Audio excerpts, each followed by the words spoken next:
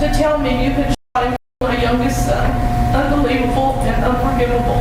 I shot him in the back of the head.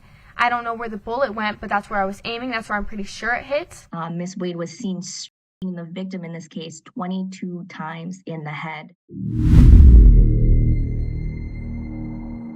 Lori Shaver is the mother at the center of a high-profile murder case. Her husband, Michael, disappeared in 2015, and she claimed he left her and their children to start a new life. Mo Gunno spoke with their neighbor, Kurt Rule, who shared his perspective on the case. We just assumed that, okay, they had a big fight. It got to the point of too far, and he decided not to come back. Lori Shaver remarried just a year after her husband, Michael, disappeared, holding the ceremony in the backyard of her home near Orlando. However, a suspicious friend of Michael raised concerns with the police. When officers arrived at Lori's property, they noticed a fire pit. Right past where she's starting her walk down the aisle, you can actually see the fire pit in that video. Lori Shaver was charged with murder. After the charges were filed, she released a video, likely addressing the accusations or sharing her story. I am not guilty. I had nothing to do with the murder of Michael Shaver. At the trial, a shocking revelation emerged. Lori Shaver's daughter testified that she was the one who shot her father, claiming he had been physically violent with her mother. The judge ordered that cameras not show her face during this emotional testimony. I shot him in the back of the head.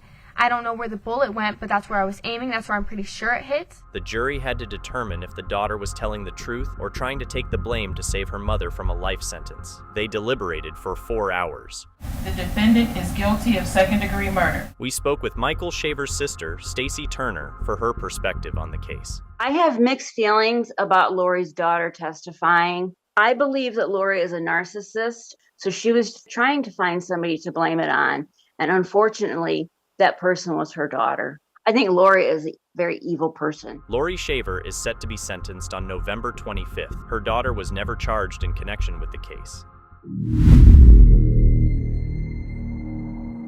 It would have been their son's 41st birthday, but instead of celebrating with him, his family marked the day by witnessing justice for his ex-wife, Crystal Rodriguez, who was sentenced for his murder. Crystal Rodriguez, along with her attorney, asked the judge to reduce her sentence to 15 years for the murder of her ex-husband, 40-year-old Jared Rodriguez, despite an earlier plea deal already being agreed upon. I regret so much what had happened.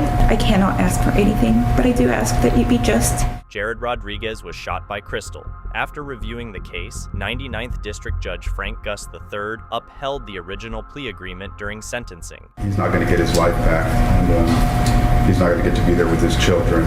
You will still get an opportunity. I'm going to sentence you to the 28 years. After the sentencing, Jared's mother confronted Crystal, sharing her grief and expressing the deep pain the family has endured due to Jared's death. The most painful day of my life will always be December 17, 2021, when the detective came to my home to tell me you had shot and killed my youngest son. Unbelievable and unforgivable. Crystal Rodriguez will now be transferred to a Texas state prison. She will be eligible for parole after serving half of her 28-year sentence. In Bullitt County, a mother named Tiffany Lucas is accused of murdering her own children. She walked into the courtroom in handcuffs once again, exactly 2 months after the boys were killed. Family members and loved ones of the boys are traveling from different states to be present each time Lucas appears in court, determined to fight for justice on behalf of the children. Come on, you're Miss Lucas. Come on over here to the podium.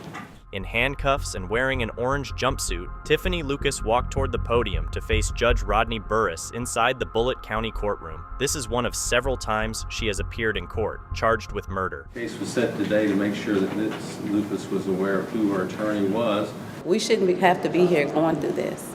They shouldn't have had to go through what they went through. Lucas is accused of shooting and killing her 2 sons, Maurice Baker Jr. and Jaden Howard. The home was wrapped in yellow crime scene tape, and police reported that a neighbor discovered the scene. They were innocent kids. Bobby Brown, the aunt of Maurice Baker Jr., shared that it is too painful for her brother to be present in the courtroom. I feel the way I feel. I can only imagine what he feels. I can't imagine that. However, she and others who knew and loved the boys have been present in the courtroom each time Lucas has appeared. And I want her to see my face every time. I want her to see our face every time she come out that courtroom. we're going to be here. Commonwealth's attorney stated that the Capital Trials Branch from the Department of Public Advocacy will participate in the case. I can't speculate on, but at this point we intend to go to trial. We just at this point haven't made a firm decision on what particular penalties we're going to see. Lucas remains in the Bullitt County Jail with a $2 million bond. A trial date is expected to be set during her next court appearance. A 24-year-old woman, Demarius Wade, is charged with second-degree reckless homicide. Investigators say the incident occurred near 8th and Orchard on the city's south side. Wade reportedly intervened in a domestic dispute between a couple with a history of violence and allegedly struck a 44-year-old man, resulting in his death. The crime was captured on camera. This is not Wade's first run-in with the law, and she has now made her first court appearance for this case. It's extremely violent. It caused the death of an individual. Prosecutors say the incident occurred when the suspect stepped in during a separate fight. We acknowledge the severity of the crime and the way the state characterized it as an intervention. Investigators report that 24-year-old Demarius Wade witnessed a man becoming violent during an argument in an alley. According to the man's on and off girlfriend, he pushed her to the ground, hit her, and dragged her while she screamed for him to stop. At that point, Wade intervened, fighting the man and telling the woman that she was protecting her. This video recovered that Miss Wade was seen the victim in this case 22 times in the head. The complaint states that Wade beat the man and he died at the scene. Cause of death was found to be forced trauma. Wade is facing charges of second-degree reckless homicide. Although this is her first time being accused of killing someone, court officials note that it's not her first encounter with the law. 2016, another burglary. In 2016, criminal damage to property. And then in 2015, first-degree sexual assault with a child under the age of 13. In the courtroom, a commissioner set Wade's bail at $85,000. Commissioner, we believe high cash is appropriate in this case, given the severity, given her criminal record, and given the protection of the public. Thank you. Now, Wade is scheduled to appear in court again. Life in prison without the chance of parole.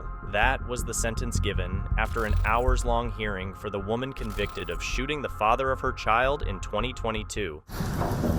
In September, a jury found Heather Hoffman guilty of murder in the April 2022 shooting of Alex Eckert, her ex-partner and the father of her child. During the sentencing, Eckert's parents shared how their son's death had deeply affected their lives, speaking out for the first time in emotional victim impact statements. I can easily tell you that Alex was one of the most intelligent people that I have ever met. I humbly ask the court that Ms. Hoffman, a murderous child abuser, received the just sentence of life in prison without parole. Prosecutors stated that Hoffman and Eckert conflicted with child custody. According to investigators, Hoffman shot Eckert in the entryway of his Northwest Minot apartment during a confrontation. When given the opportunity to speak, Hoffman insisted on her innocence, claiming that others were responsible for Eckert's death. She pointed to the man investigators say had driven her to Eckert's residence, though he was unaware of her intentions. Claiming he's stupid is the only way to cover why he is not also incarcerated in the discovery. He was told they'd rather him be a witness than a suspect, and coerced and coached him until his story matched the script.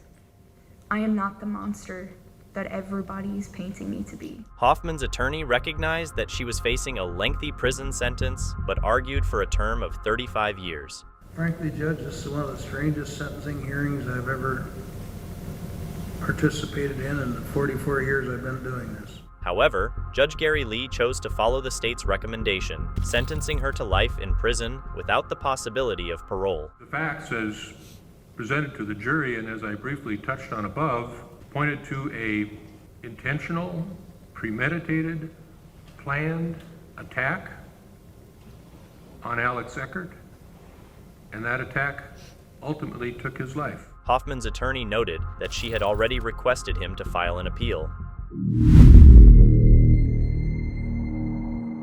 Life in prison with the possibility of parole. That was the sentence given to a Big Island woman for the murder of former rodeo champion Casey Smith. Taking Casey's young life at 21 years, shortchanged her, cheated her family and the world. Emma Chong described her daughter, Casey Smith, as loving and generous. She believes that this generosity ultimately contributed to the 21-year-old's murder by Patricia Wong in 2009. Smith had inherited a large sum of money following her father's death, and just months before the murder, she and Wong had opened a joint bank account. Ms. Wong manipulated and groomed Casey to believe the lies that came out of Ms. Wong's mouth.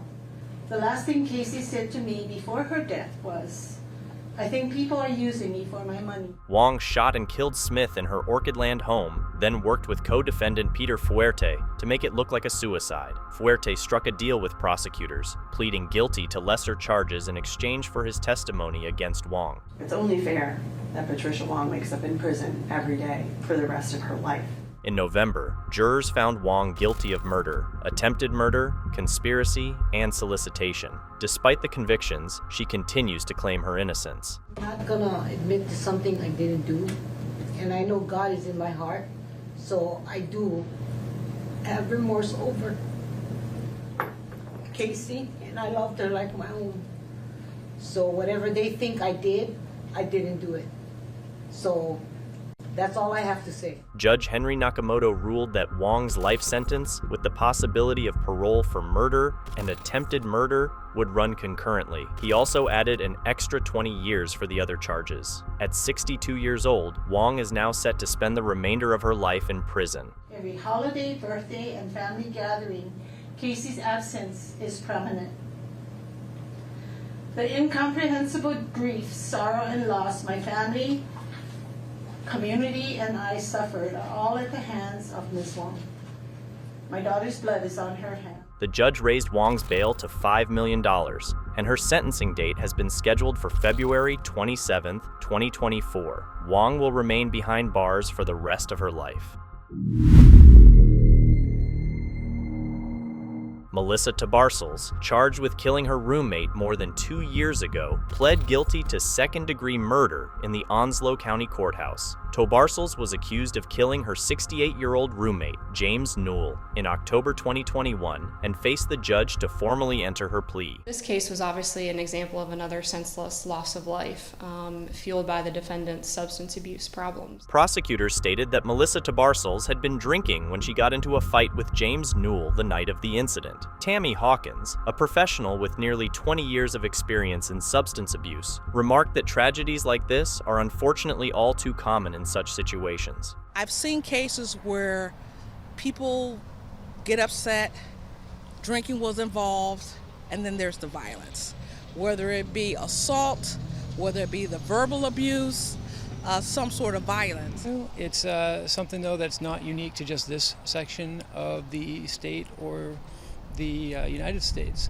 It's something that's prevalent throughout our society, unfortunately. At the age of 44, Melissa Tobarsals pled guilty to second-degree murder. In exchange for her plea, the judge dropped the first-degree murder charge she was originally facing. Prosecutors noted that James Newell's family simply wanted to see justice served. They understand and they are very pleased with the disposition and the work of the sheriff's office and the DA's office to bring their family member's murderer to justice. Morton shared that James Newell was someone who always looked out for his neighbors and welcomed people with open arms, remembering him for the kind and generous person he was. A mother facing charges of conspiracy to commit second-degree manslaughter, conspiracy to traffic drugs in the second degree, and unlawful transaction with a minor in the second degree has appeared before the judge for the second time in 1 week.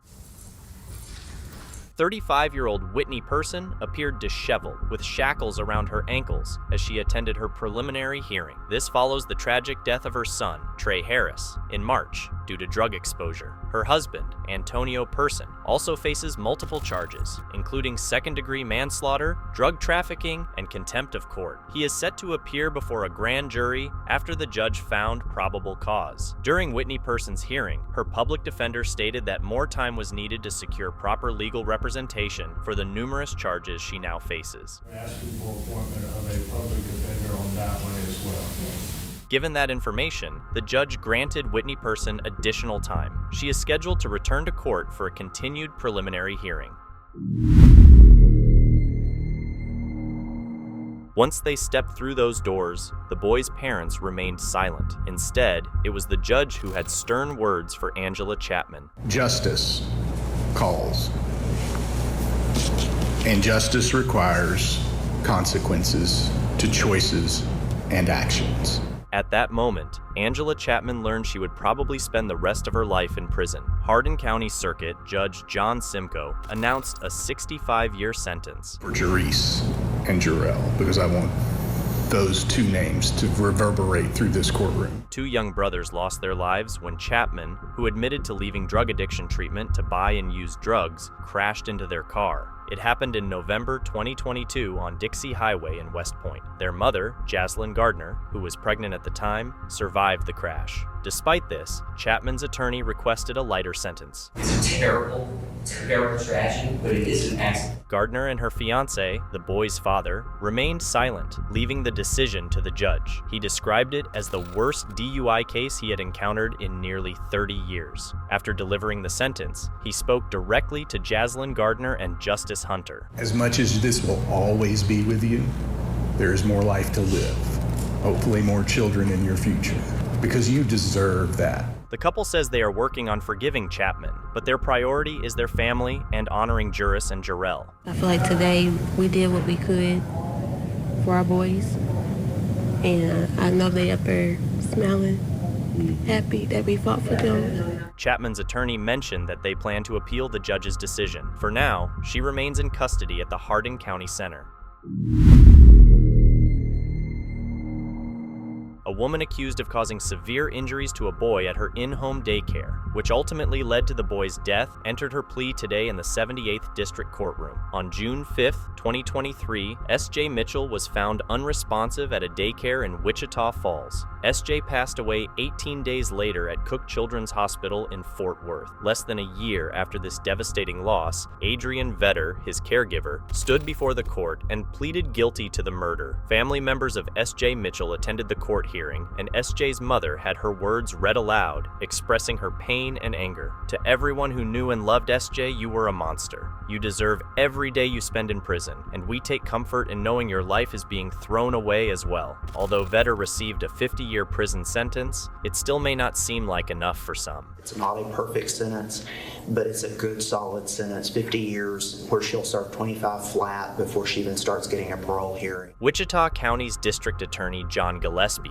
explained the benefits of a plea deal. You look at the fact that we save the taxpayers the cost of a trial, we get an appellate waiver, so there is no chance of appeal. He explained that the benefits of a plea deal outweigh the risks of trialing the case. You can wind up with either a hung jury, you can wind up with a compromised sentence. Those are all the risks that I take into account. It's a decision that S.J.'s family supported. I walked through with the mother and the maternal grandfather. There's very little daylight between 50 and life with how this is charged. You're talking about 5 years of parole eligibility. As soon as I said that, both said that's what we want to do. We want the certainty. The family found certainty less than a year after S.J.'s death, thanks to the efforts of the Wichita Falls Police Department. The lead detective, Matt Bailey, obtained a confession. His rock-solid investigation is what enables us to do a plea like this. Now, Veter is returning to prison. It's an imperfect plea. Nothing will bring that little boy back to life. And now, S.J.'s family can finally start to grieve this devastating loss. Veter, now convicted murderer, is just 22 years old. The pregnant mother, 35-year-old Ashley Monroe, accused of driving drunk and causing a hit-and-run crash that killed 2 men and injured 14 others, is scheduled to appear in court. Monroe faces 11 felony charges, including 2 counts of operating under the influence, causing death. In May, in Clinton County, a family was walking along the shoulder of Wacusta Road on their way to their grandmother's house when Monroe allegedly drove her car through the group and fled the scene. Can you come stand right next to me?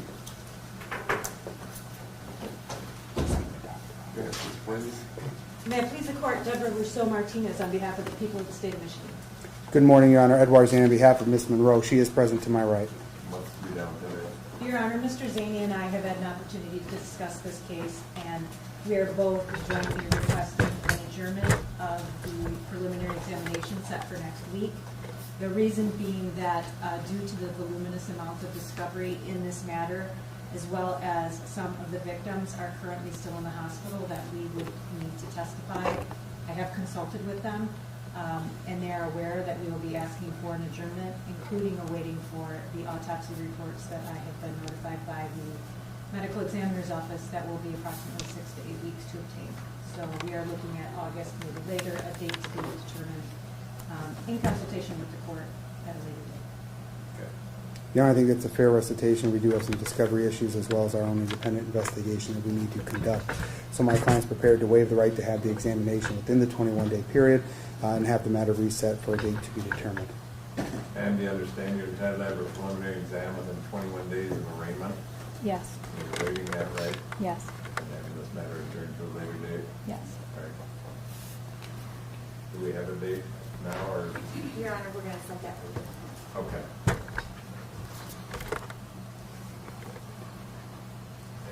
I understand the prosecution defense are going to have a PCC. We decided we will communicate if that's okay with the court, and we don't need a PCC, but the next date we will schedule will be the preliminary examination date, at least one full day on a special day due to the nature of the evidence in this case, and a second potential day if needed. Further for the record, I should state that there are no offers at this time for defendant. All right, thank you. District Court Judge Michael Clarizio determined that Monroe's bond would be set at a substantial amount of $1 million. On August 8, 2023, Brandy Sue Jones was driving a Volkswagen Jetta when she struck 3 boys walking along Wise Road near West County Line Road in Eureka Township, just northwest of Greenville, Michigan. The boys were heading home after visiting a childhood babysitter. Jamison Lafferty, a Greenville middle school student, tragically lost his life at the scene. The other 2 boys sustained severe injuries. Jones' car veered off the road, hit the boys, plowed through a yard, and eventually returned to the road. Jones fled instead of stopping to help, leaving the injured boys and Jamison behind. Investigators later discovered car fragments at the scene, which pointed to a Volkswagen Jetta. Public tips eventually led police to Jones' vehicle in Gowan, Michigan. Jones had a history of criminal and driving-related offenses, including a methamphetamine conviction in 2020, for which she was on parole in prior violations such as driving with an expired license and failing to provide proof of insurance. After police confirmed her car's involvement in the hit and run, Jones was arrested and charged with several offenses, including failing to stop at the scene of an accident resulting in death and 2 counts of failing to stop at the scene of an accident causing serious injuries. Jamison's death devastated his loved ones. His mother, Elisen Lafferty, described him as a boy with a radiant smile and a kind heart, saying his loss was unbearable. His grandfather, Tom Lafferty, spoke of the pain, remarking, "We all got the maximum sentence." Although Jamison's parents forgave Jones, they shared the immense and ongoing sorrow of losing their son.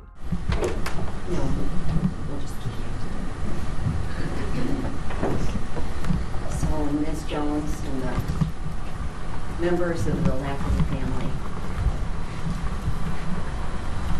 I think if this case screams out anything, it screams out the fact that mind-altering substances are not an answer. Learning to live life on life's terms, embracing grief, processing it is critically important. You know, there's an adage out there that says that hurt people hurt people. That's what happened here. This is something that did not have to happen. And unfortunately it did. Ms. Jones, in my opinion, you have been shown a tremendous amount of grace from Jamison's family. Very seldom do I have victims stand up in court and seek anything but the absolute worst for the perpetrator. And yet I heard both his mother and his father expressing their forgiveness to you. I'm so thankful that they have that firm foundation of faith in which to proceed and to move forward. I was given 2 bits of advice from my parents that have served me extremely well. The first was when my first child was born, and my mother told me that every day is a gift. We don't know how long we have them. Every minute every second of every day with our loved ones is to be cherished. Because, as has been so poignantly expressed here today, we don't know when our last goodbye is our last goodbye. So I encourage the Lafferty family and all those impacted by Jameson's death to reflect on what a bright, shining light that he was, and how your lives have been changed for the better because he lived. To focus on that thankfulness piece, the time that you did have with him, because life is about choices, and you can choose to focus on the negative and the fact that his life was snuffed out way too early. Or you can shift the focus, be thankful for the time that you had with him, and do all sorts of good things in his memory, so that that bright light will live on forever. Ms. Jones, after my family experienced a very debilitating loss, and I said to my dad, "How are you doing? How are you holding up with this?" He said, "You know, I found that the quicker you accept things, accept responsibility, and do your best to make amends, that's really the only thing that can be asked of you at this point. It's clear to me that you are genuinely remorseful for the loss that you caused in this family. And as Mr. Navis pointed out, your life has fallen far short of what we would want for somebody in our community. Having never experienced your father's protection and strength in your household, having been victimized multiple times in various manners, and then losing your own son. You certainly have experienced life's most difficult experiences. But unfortunately, you didn't do the work that was needed to process that grief, the hurt. And unfortunately, it's resulted in more grief and hurt. But what you can do moving forward is to turn from substances, recognizing that they only make things worse, and embrace a life of doing good, and doing it in his memory and in his honor. You know, I thought as I was preparing for this sentencing, very seldom do we hear in the media from a defendant who has terminated a life. Do we hear of this person going on and doing good things in memory of that light and that life that was ended? And that's something that you can do. You know, this is a time for accountability. And this court was faced with a decision early on when I met with your attorney and Mr. Delay in terms of fashioning an appropriate sentence that would hold you accountable, that would never ever begin to replace this family, but would hopefully do justice to him and to his memory and all that he was to his loved ones. There's been a suggestion here that you have life without parole, and clearly that is not an option to this court in terms of the offense that you pled guilty to. And it was important to me when I met with counsel to afford the family some sense of assurance, short of going through a trial, because that too is devastating and wreaks such an impact on families and communities.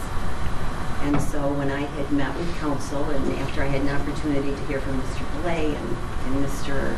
Nave, I had indicated that in the event that you were to enter a plea, that the court would cap your sentence at 3/4 of the maximum to give that assurance to the family and to you as well, so that you knew exactly what was going to happen. You know, there has been reference here that you should plead guilty, but yet from a legal perspective, it's clear to me that you were in such a sense of distress on the night that that occurred, and living your own pain under the influence of substances, that you do not have the proper recall that would be required for this court to be able to accept a guilty plea from you. Coming in here today, accepting responsibility and apologizing to the family, I think is the very next best thing that you could possibly do for this family, to give them hopefully some semblance of peace and the strength to continue to persevere each day without Jameson and her last name. His full name.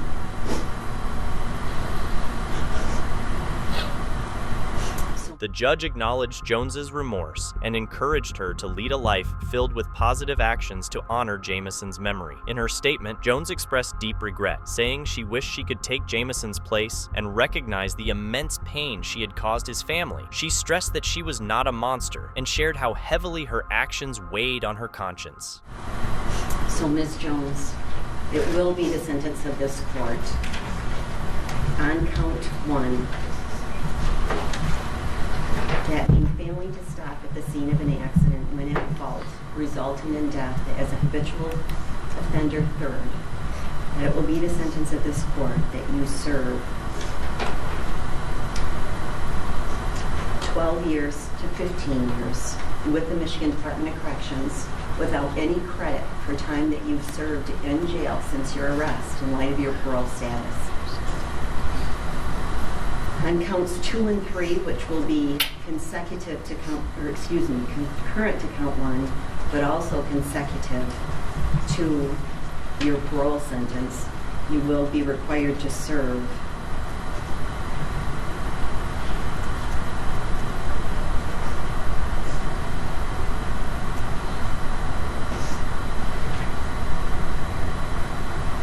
57 months to 10 years on each of those counts, counts 2 and count 3. You will be required to pay restitution in the event that the family submits any restitution requests that have not been received to date, but the court will leave that open to them. There is a crime victims assessment of $130, $550 in court costs, $2,000 in a fine, $400 in attorney fees, and $68 in state costs. As it relates to counts 2 and 3, there is an additional $68 for each count for a total of $136. And again, restitution will be reserved to Steve Lawrence and Emily Hatter, the parents of the other victims who have not spoken here today, but whom this court is very mindful of have been impacted by your actions forever as well. So, Ms. Jones, you do have, in light of the fact that you've entered a plea in this matter, you don't have an absolute right to appeal, but you do have the right to seek leave to appeal within 42 days from today's date. Mr. Relay just handed Mr. Nave that advice of appellate rights. If you would initial where he is directing you, and the legal file will reflect that he's been advised of your rights.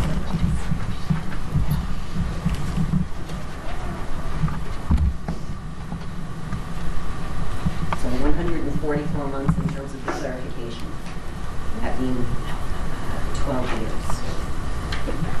So in this matter, in closing, again, I wish the Lafferty family terms of the maximum. So what that means is that the minimum is the amount that you will be required to serve after you complete your parole sentence. And it will be interesting to see what the parole board does with that, in the sense that you are still in the midst of that sentence. So this sentence will not begin until such time as you are released on that parole sentence. So it will be up to a maximum of 30 years. So obviously your conduct and the choices that you make in prison, the people that you choose to align yourself with, will have a direct impact on how much of that 30 years you serve. So I wish for you that you choose to live your life differently, to do good things so that evil doesn't prevail here, and so that the light of this young life will carry on in the memory of the good things that you do in his honor. Thank you. That concludes the proceedings.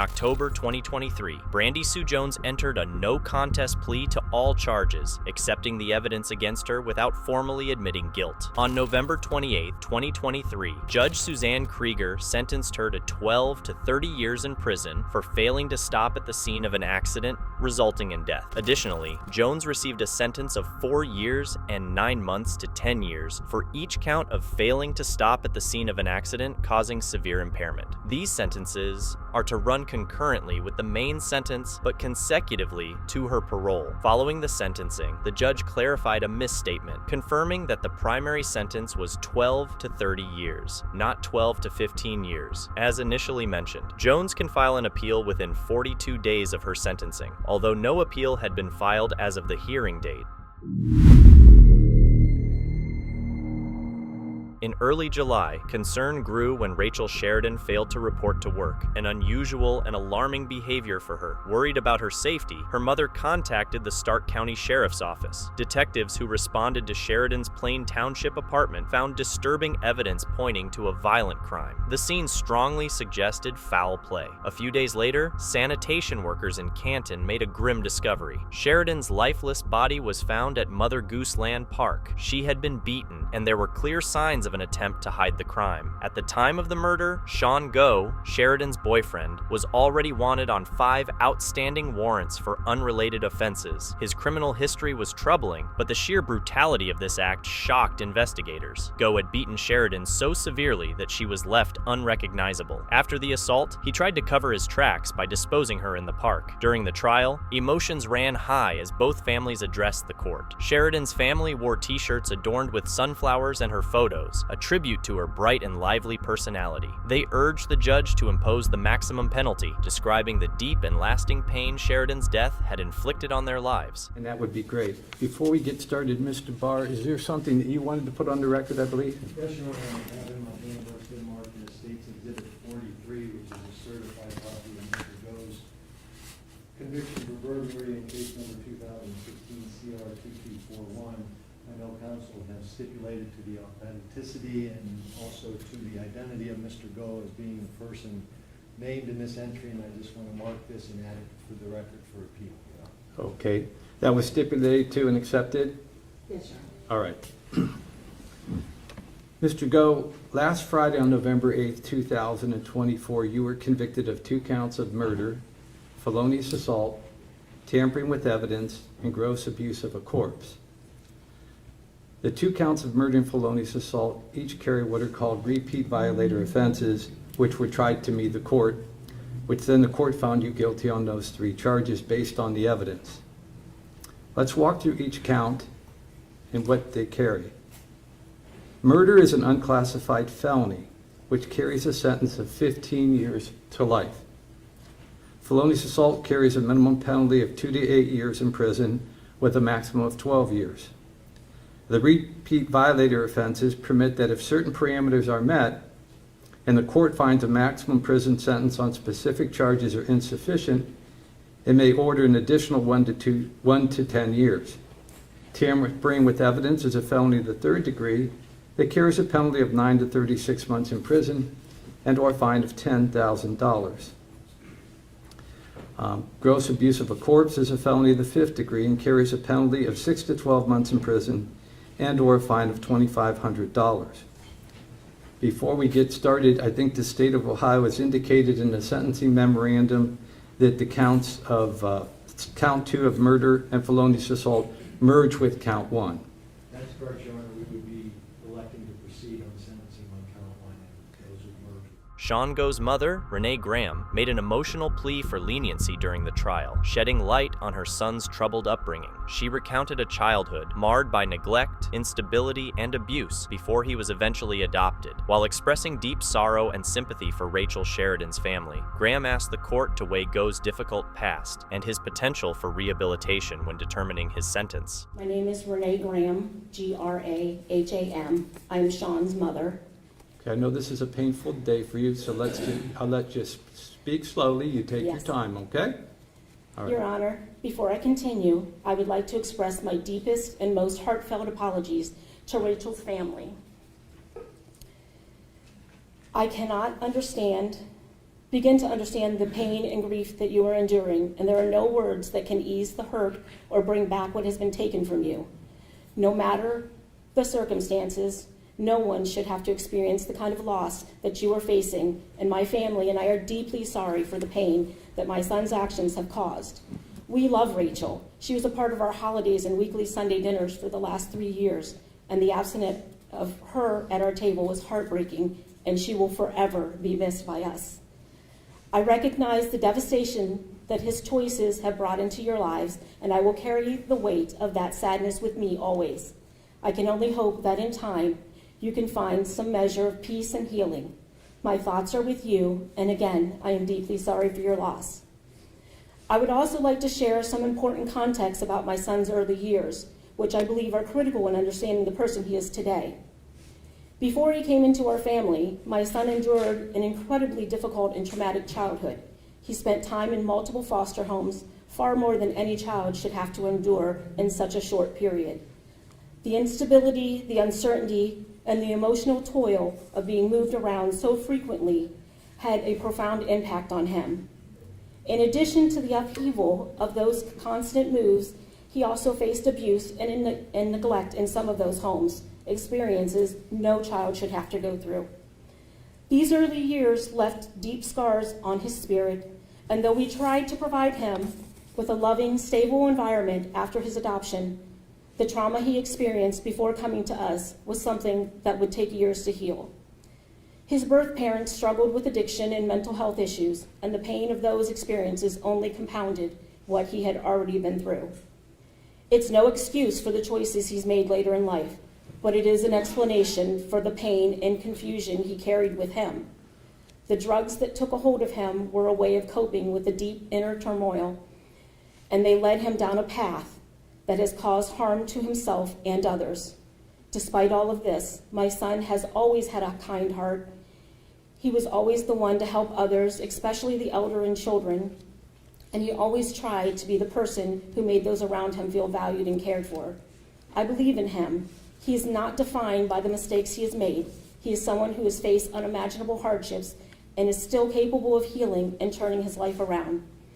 I ask the court for mercy and to recognize that my son is a person who is shaped by a history of trauma, but who also has potential to change. He deserves a chance to rebuild his life, and with the right support, I know he can become the person he was meant to be. Thank you.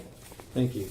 Rachel Sheridan's aunt, Susan Morris, during the sentencing hearing, delivered a heartfelt and moving impact statement. She spoke passionately about the immense pain and heartbreak Sean Go's actions had inflicted on their family. Her words highlighted the lasting devastation caused by the loss of Rachel, emphasizing the deep emotional toll they would carry for the rest of their lives. Sue?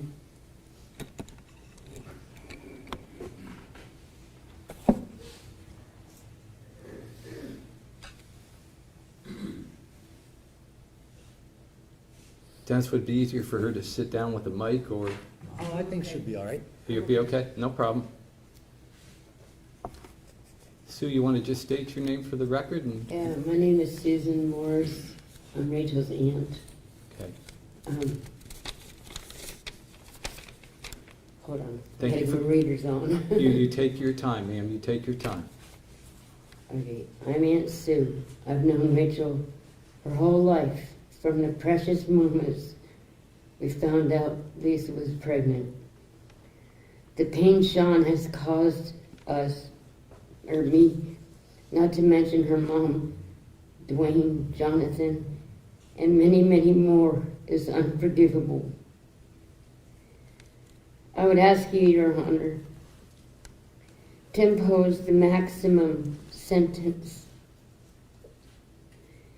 with no possibility of parole. I'd be crushed if he got out and did this again to somebody else's little girl. Thank you. Thank you. Thank you for coming today. Rachel Sheridan's brother, Jonathan Gillian, delivered a powerful statement during the hearing, underscoring the profound injustice of the situation. He remarked, "At least his family will have the option to remain happy in life because he's still alive and well, not dumped in a garbage can." His words reflected the deep pain and anger felt by Sheridan's loved ones as they grappled with the senseless loss of her life. You want to just state your name for the record, please? Jonathan Gillian. Okay, please proceed. So, there's no amount of tears, shouting, drinking, smoking, or whatever vice that can be thought of that will be able to repay Sean in kind for what he's taken from us. Myself, my mother, Dwayne, her friends, and many others who knew Rachel not by her personage, but from her story and held sympathy. No amount of tears, shouting, pleading, good behavior, or the likes should be able to give Sean back to his family, or at least soon. However, on the bright side, at least his family will have the ability to see their loved one, to talk to interact with him once in a blue moon. At least his family will have the option to remain happy in life because he's still alive and well and not dumped in a garbage can.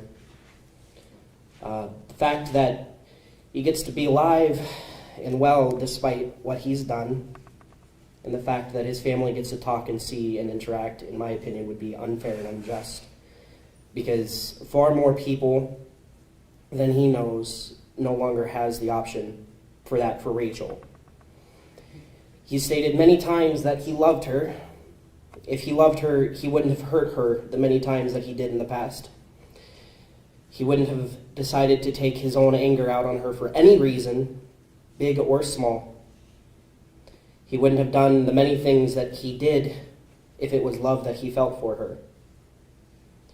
He felt no love despite how much his heart or brain told him that he felt. He felt control and despair whenever she didn't listen or argued with him. He said he feels guilt and anguish for the very things that he's done because he knows it's wrong, yet he did it anyways, despite that love that he claims he felt. Now and forevermore, he has to live and deal with that guilt, experience it. But when each and every day spent in prison be filled with some sort of reminder, because outside, where her friends and family are, the ones who truly love her, outside where we are, we will be reminded daily. In the sun, the flowers, the Jeeps that looked like hers, and the countless of other domestic violence cases that do not get resolved quick enough. Okay, thank you. Thank you for coming down today. Lisa Sheridan, Rachel's grieving mother, delivered an emotional and direct statement to Sean Go during the sentencing hearing. Fighting back tears, she asked, "Why? Why would you do this to someone who loved you?" Toward the end of her remarks, she held up 2 cherished photos of her daughter, showing Go, the vibrant person he had taken from their family. She concluded by expressing her heartfelt wish that he would spend the remainder of his life in prison, ensuring justice for her daughter. Is there a third speaker? Yes, Your Honor. Oh, no problem.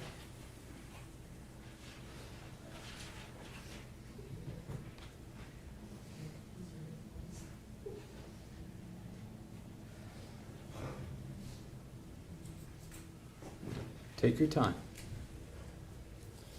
I'm sorry. Take your time. We're in no rush. You take your time. Can you just state your name for the record? Lisa Sheridan.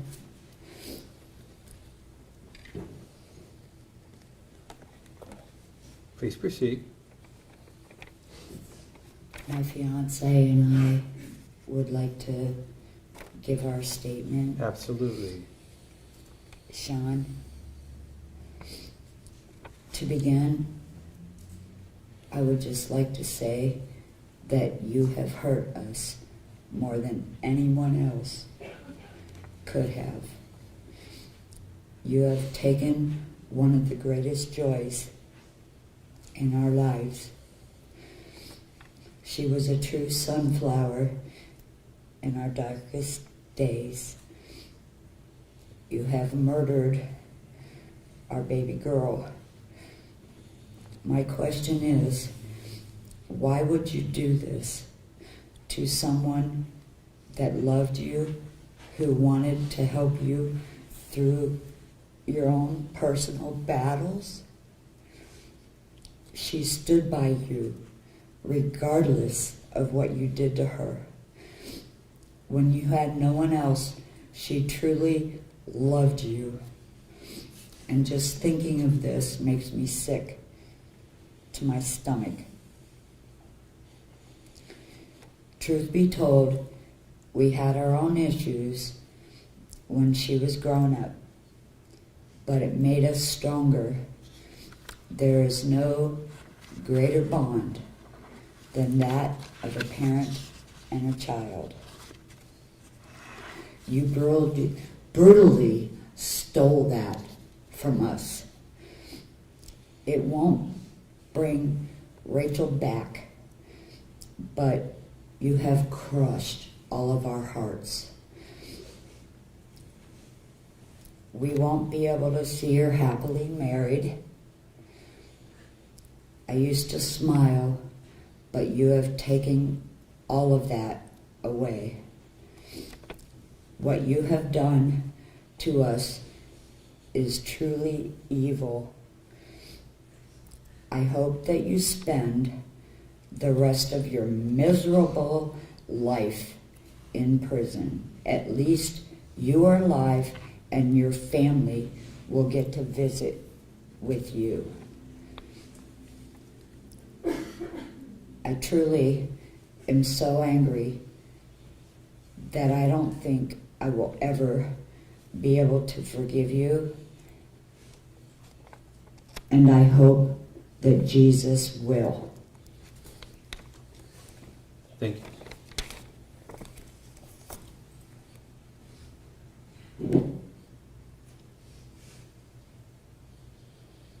Thank you.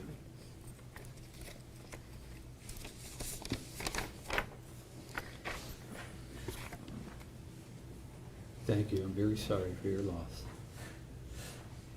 The defense attorney then addressed the court, expressing gratitude to the judge for allowing the victim impact statements to be heard. Acknowledging the severity of the crime, the attorney underscored its brutal nature and urged the judge to impose a sentence that reflected the gravity of the offense.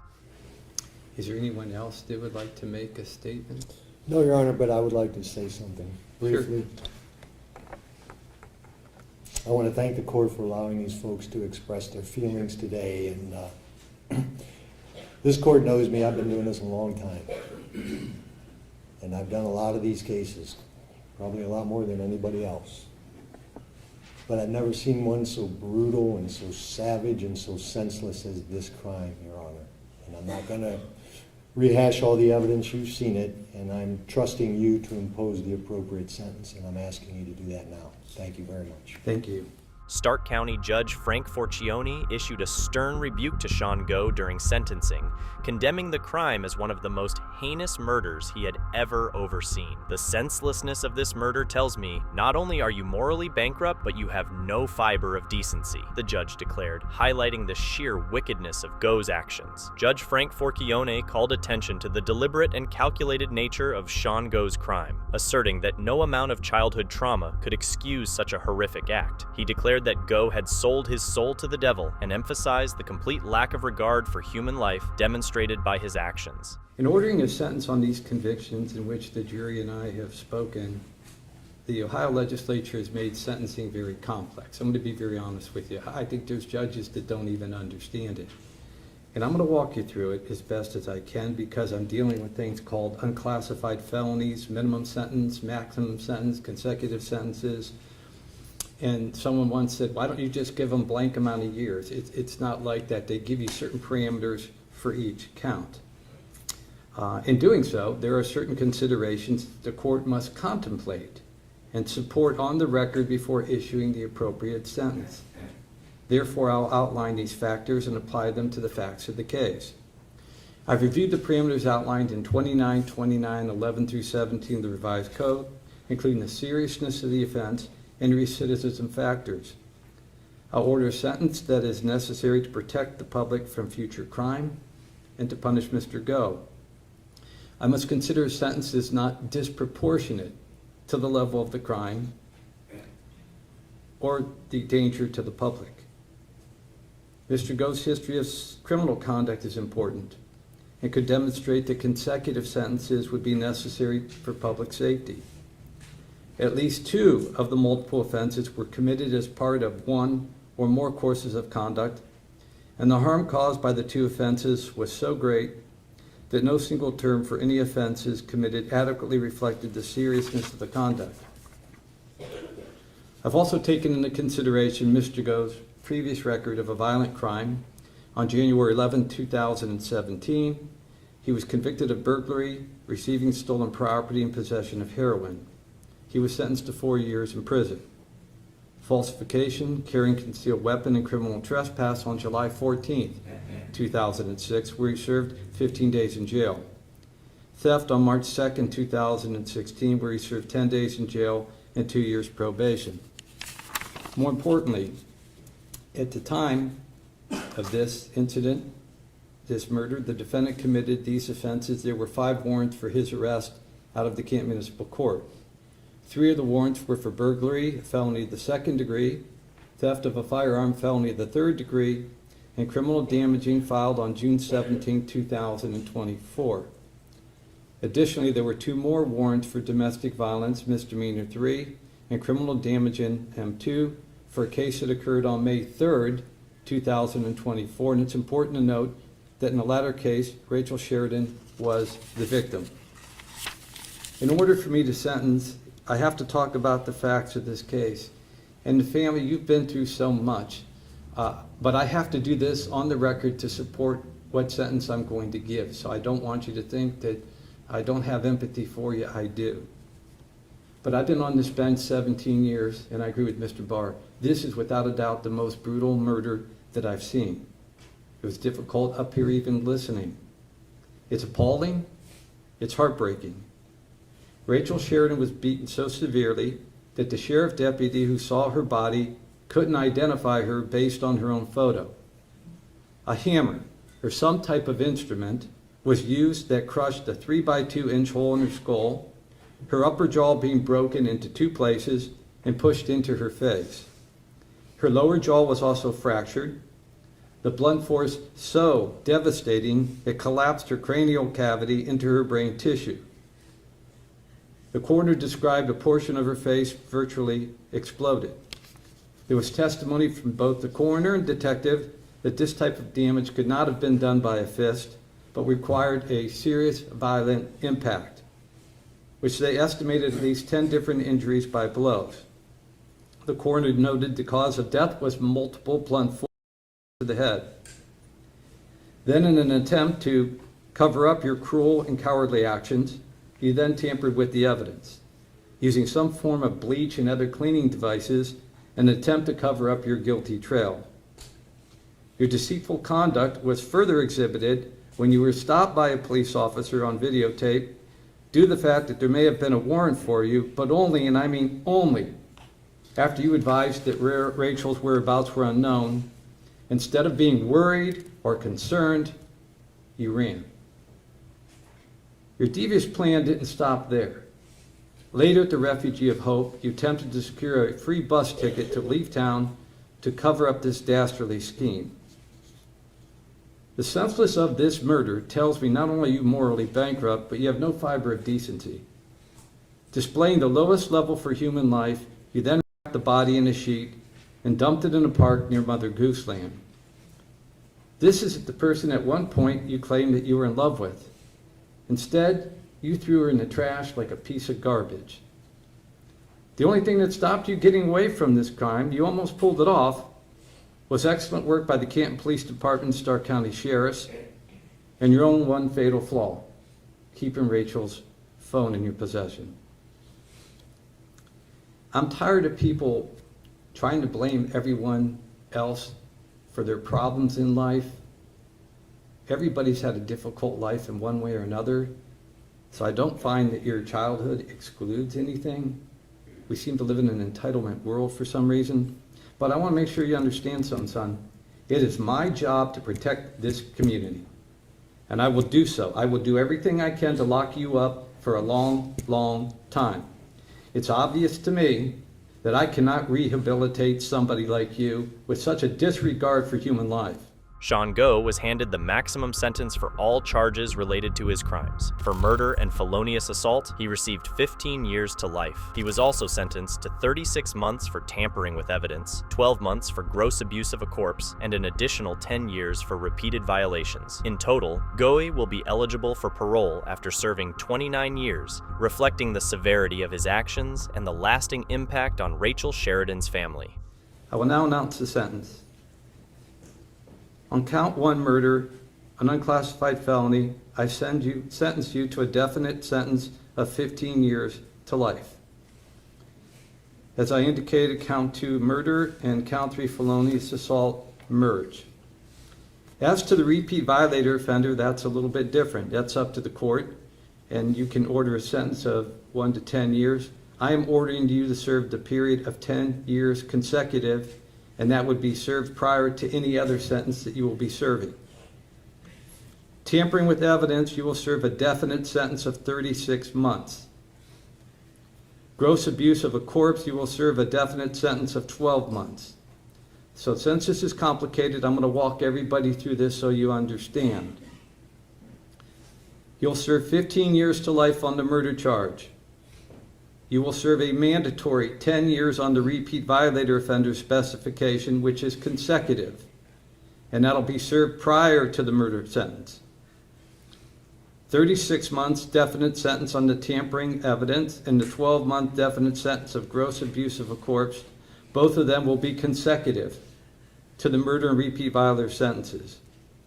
So in a nutshell, that's 29 years to life. Mr. Go, you sold your soul to the devil. I've ordered you to receive the maximum sentence on every count due to the fact that you deserve the maximum sentence. The reason the maximum consecutive sentences are being imposed because you committed the worst form of the offense, and there's a great likelihood you will commit a future crime. I can't help you. By sending you to prison, it brings the issues of what's called post-release control. If you were to violate the terms of adult parole authority, they can impose a prison term not to exceed 9 months. Multiple violations, a prison term not to exceed 1/2 of your original sentence. That's optional for 2 years on the tampering and gross abuse of a corpse. You have the right to appeal my decisions. You have the right to appeal things that went on in the trial. Generally, we appoint somebody, as I indicated before, not your trial counsel, because you would have an argument of ineffective assistance of counsel that you could be waiving. Counsel, should I appoint someone? All right, we will appoint Cole Bond to that. The state, I separated the trials, count 4 burglary and count 6 grand theft. Do you have any idea of what you want done with those, or do you want to talk to? Can we set a pretrial for next Yeah, Monday? yeah, we'll set a pretrial on that. I believe that there's a violator offender registration that I need to read. Do we have that? Yes, Your Honor, we do have that. It is not currently in the court. Okay, I'm not trying to be a smart aleck. Where is it? Okay, could we do that at 1 o'clock then, and we'll put it on the record at 1 o'clock, everybody? Can you be there? Okay, we'll do it right at 1 o'clock. That's just a form that anyone's convicted of a violated, that they have to sign, and I read on the record, and it takes about 10 or 15 minutes. So I'll go to the state. Is there anything I missed or anything you want me to address that I haven't addressed? I'm just assuming the defendant will be responsible for the cost of the proceeding. Absolutely. Yeah, we'll put that in the entry cost of the proceeding. The defense, is there anything you want me to address? Nothing further. Okay. Again, those of you who came, I really appreciate the manner you handled yourself, and I hope that I was able to explain everything to you in a manner that you can understand it. That'll be all. After the sentencing, Rachel Sheridan's family expressed a sense of relief, feeling that justice had finally been served. Lisa Sheridan, her mother, tearfully addressed her daughter in spirit, saying, "We love you, baby girl. I told you we were going to get this, and we got it." The swift decision by the jury, who deliberated for less than an hour, highlighted the overwhelming evidence against Sean Go and the undeniable weight of his guilt. Big thanks to our viewers for joining the courtroom journey with us. Your interest in the stories of justice is what keeps our channel alive.